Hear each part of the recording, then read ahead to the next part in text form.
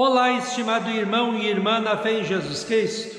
Nós iniciamos este momento devocional em nome de Deus Pai, Filho e Espírito Santo. Amém. Façamos oração. Ó Senhor nosso Deus, te louvamos, porque em Cristo nós já temos a melhor coisa do mundo, o perdão dos pecados, a vida e a salvação. Que a Tua presença em nossas vidas nos anime, console, fortaleça a fé e que nós possamos, neste dia, honrar e glorificar o Teu santo nome. Esteja conosco agora quando vamos meditar na Tua santa palavra. Isso te pedimos e agradecemos em nome de Jesus Cristo, Teu Filho, nosso Senhor e Salvador. Amém. Que a graça, a paz e o amor daquele que veio, daquele que vem e daquele que virá em glória, Jesus Cristo, nosso Senhor e Salvador, permaneça hoje e para sempre com todos vocês. Amém.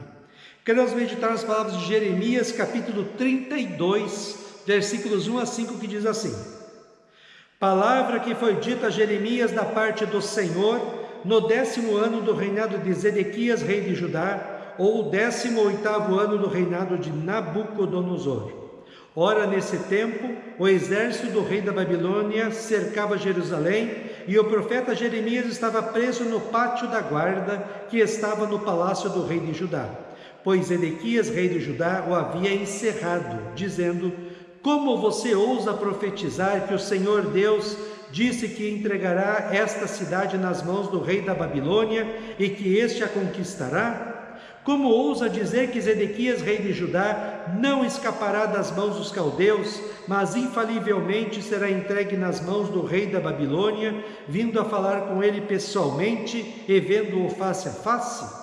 Como ousa profetizar que ele levará Zedequias, rei da Babilônia, onde ficará até que o Senhor atente para ele, como ele mesmo disse, e que, se lutarmos contra os caldeus, não seremos bem-sucedidos? Estimado irmão e irmã, em 588 a.C., um ano antes da queda de Jerusalém, já em pleno cerco da cidade pelo exército de Nabucodonosor, rei da Babilônia, Jeremias foi preso por falar a palavra de Deus ao povo. Vejam o orgulho e a petulância do rei Zedequias de Jerusalém, que mesmo em face da derrota, ainda diz para o profeta: Como você ousa falar que vamos ser derrotados? Jeremias já vinha anos falando que se o povo de Deus não se arrependesse de seus pecados e voltasse para Deus, seriam destruídos e levados como escravos. Mas ninguém ouve Jeremias. Pior ainda, perseguem, maltratam, espancam e prendem. E ainda o rei diz: Como você ousa falar de Deus para nós? Na verdade, o problema não é falar de Deus. O problema é que o ser humano não gosta de ser confrontado com o seu pecado, a sua maldade e, consequentemente, o castigo de Deus. Todo mundo gosta de ouvir falar de amor, de poder, dos milagres, das curas. Ninguém gosta de ouvir falar de pecado, de arrependimento, de condenação. Todo mundo quer o Deus poderoso, mas o apóstolo Paulo, em 1 Coríntios, ele diz que ele prega o Cristo que foi crucificado.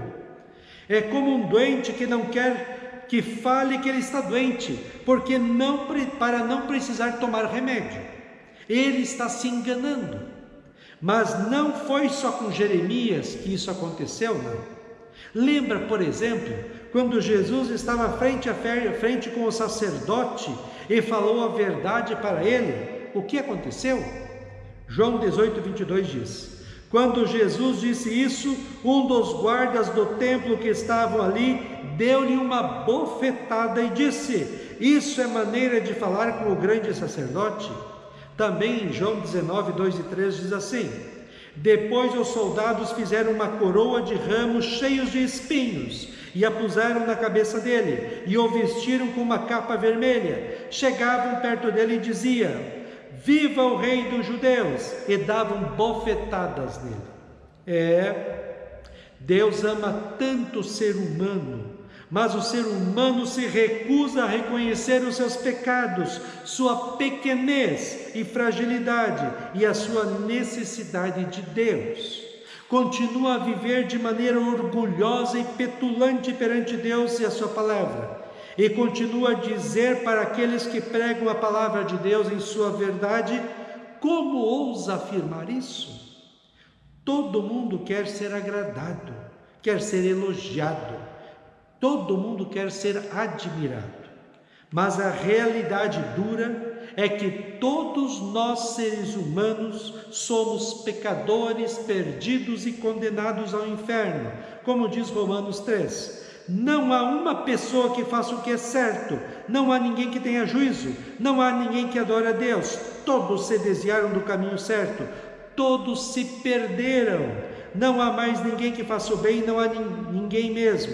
Todos pecaram e estão afastados da gloriosa presença de Deus.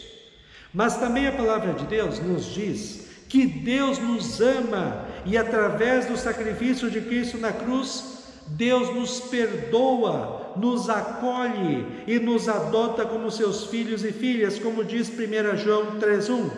Vejam como é grande o amor do Pai por nós. O seu amor é tão grande que somos chamados de filhos de Deus, e de fato somos filhos de Deus. Estimado irmão e irmã, o mundo ainda hoje não aceita que a Bíblia é a palavra de Deus, que a Bíblia nos diz certinho quem nós somos e quem é Deus. A Bíblia nos diz o que é certo e o que é errado. A Bíblia nos mostra o modo correto de viver. E para nos fazer felizes, a Bíblia nos mostra sim os nossos pecados e a ira de Deus sobre nós. Como o médico diz para o paciente que ele está doente. Isso não é para prejudicar ou destruir a pessoa, mas para conscientizá-la de que existe a doença, o pecado, e que ela precisa do remédio para a sua doença. E o remédio você já sabe qual é que é para a nossa doença espiritual, o pecado. É Cristo. Cristo morreu por nós. Cristo nos deu uma nova vida. Através de Cristo, nós somos perdoados, aceitos por Deus e transformados em filhos e filhas de Deus.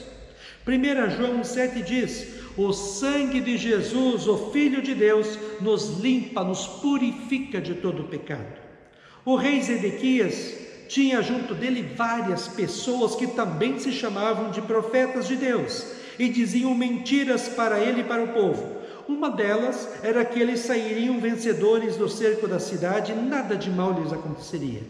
Jeremias, ao contrário, dizia que por causa do afastamento de Deus, da adoração de deuses falsos e dos pecados, a cidade seria tomada e o povo seria levado como escravos para a Babilônia. A verdade sempre precisa ser dita, mesmo que ela doa.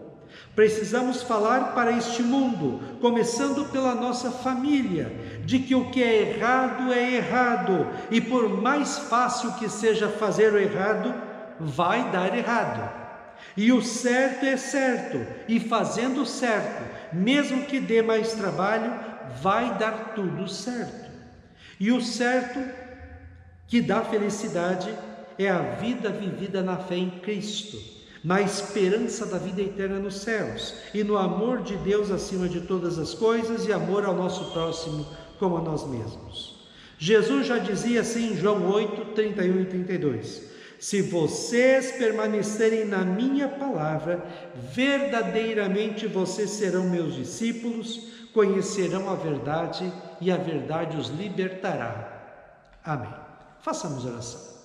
Ó Senhor nosso Deus, nós te agradecemos pelo teu amor que é tão grande por cada um de nós. Nós sabemos que somos pecadores, pedimos perdão pelos nossos pecados e reconhecemos que precisamos de Ti, precisamos de Cristo, precisamos do Teu perdão, precisamos do Teu Espírito Santo em nós. Por isso, ó Deus, fica conosco, acolhe-nos, perdoa-nos, fortaleça a nossa fé hoje, para que possamos viver uma vida correta segundo a Tua Santa Palavra, que com a nossa vida possamos honrar e glorificar o Teu santo nome. Fica conosco neste dia, cuida de nós e dá-nos sabedoria. Isso te pedimos e agradecemos em nome de Jesus. Amém. Receba a bênção do Senhor. O Senhor te abençoe e te guarde, O Senhor faça resplandecer o seu rosto sobre ti e tenha misericórdia de ti. O Senhor sobre ti levante o seu rosto e te dê a paz. Amém.